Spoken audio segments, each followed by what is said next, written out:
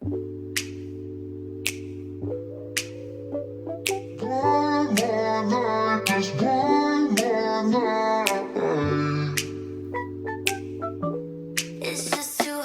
दोस्तों, बहुत जल्दी आप देखने जाएंगे कि 129वां 129 कॉन्स्टिट्यूशन अमेंडमेंट बिल पास होने वाला है।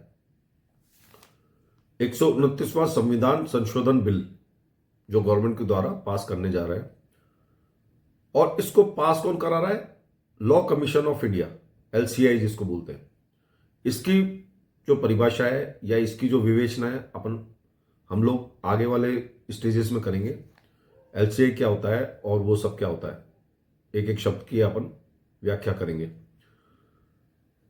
तो LCI क्या कहता है? LCI कह रहा है, लॉ कमीशन ऑफ इंडिया कह रहा है कि अगर सेंट्रल के अगर इलेक्शंस होते हैं और उसके बाद अगर स्टेट के इलेक्शंस होते हैं तो ये फेडरल स्ट्रक्चर को खत्म नहीं करता है। यानी कि 129वां कॉन्स्टिट्यूशन अमेंडमेंट बिल जो पास होने वाला है वो ये कहता है कि सेंट्रल के इलेक्शन भी साथ होंगे, स्टेट के इलेक्शन भी साथ होंगे, यानी कि साइमल्टेनियसली होंगे। एक खत्म होगा तो दूसरा शुरू हो जाएगा।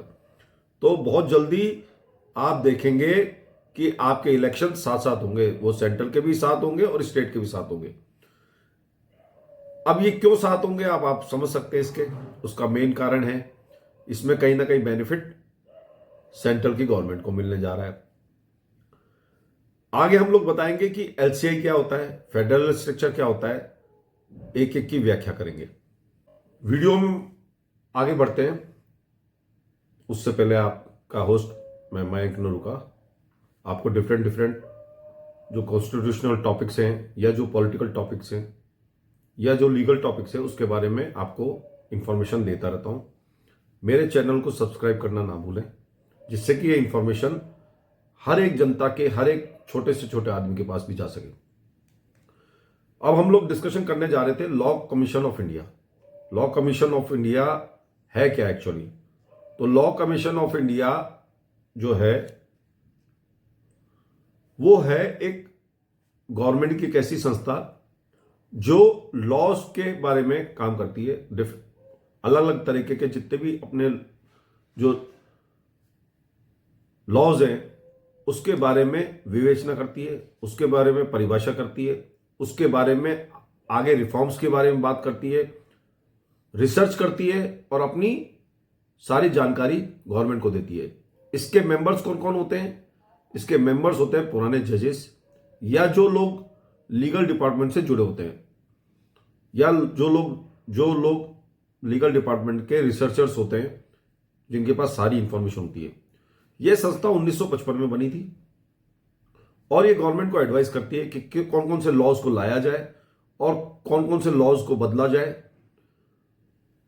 कौन कौन से एक्ट्स लाए जाए, और जो अगर बदला जाए, लॉज को बदला जाए तो हमारा संविधान में कोई मेजर चेंजेस तो नहीं हो जाए जिससे उसका स्ट्रक्चर ही बिगड़ जाए।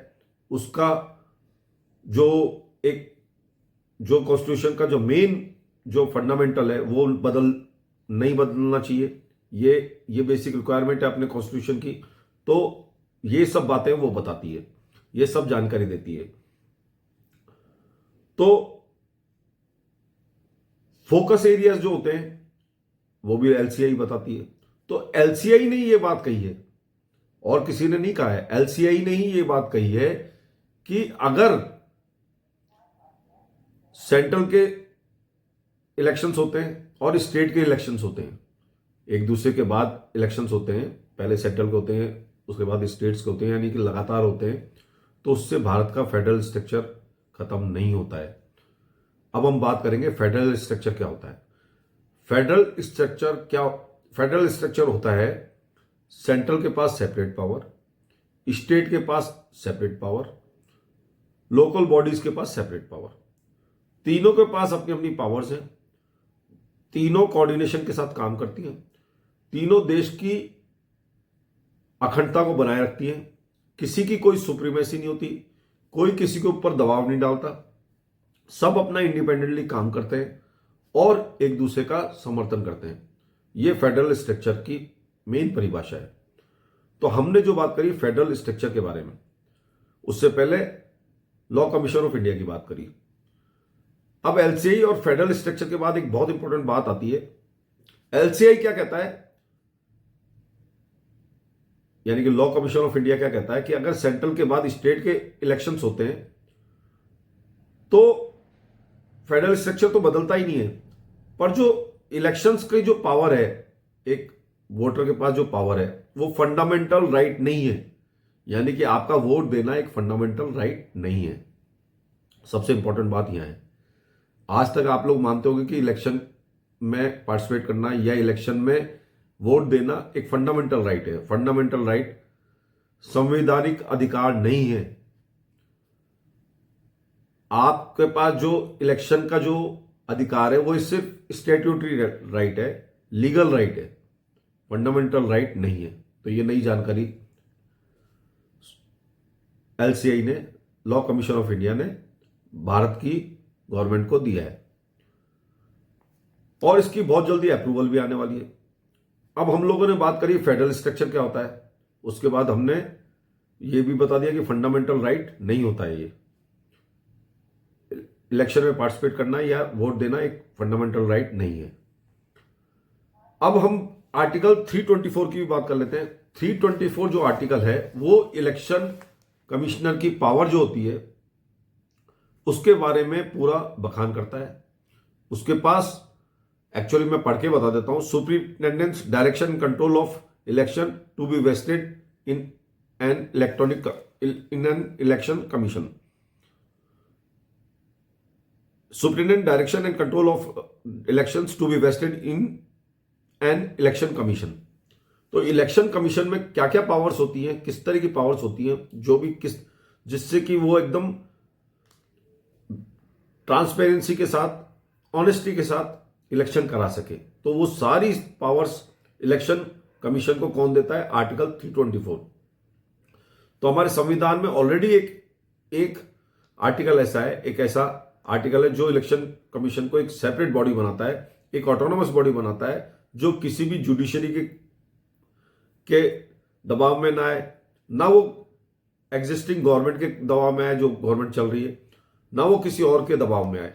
तो इलेक्शन कमीशन अपने आप में एक ऑटोनोमस बॉडी है, अपने आप में एक पावरफुल बॉडी है, एक ऑर्गेनाइजेशन है, एक संस्था है जो किसी के दबाव में नहीं है। तो हमने ये सारे टॉपिक्स की बात करी। तो सबसे मेन मुद्दा यह आया है इस पूरे वीडियो का कि आप बहुत जल्दी देखेंगे कि आपके लोकसभा के इलेक्शंस और आपके स्टेट के जो इलेक्शंस है वो एक साथ होने वाले हैं। यही इस 129 कॉन्स्टिट्यूशनल अमेंडमेंट बिल का मकसद है। बहुत बहुत धन्यवाद। आपका होस्ट मैं रुका। मैं इसी तरह के टॉपिक्स आपके पास सामने लाता रहूंगा, जिससे कि आपको लीगल इंफॉर्मेशन आर्टिकल्स के बारे में पता चलती रहे और आपको पता चलता रहे कि गवर्नमेंट आगे क्या करने वाली है। बहुत बहुत धन्यवाद। आपका दिन शुभ रहे।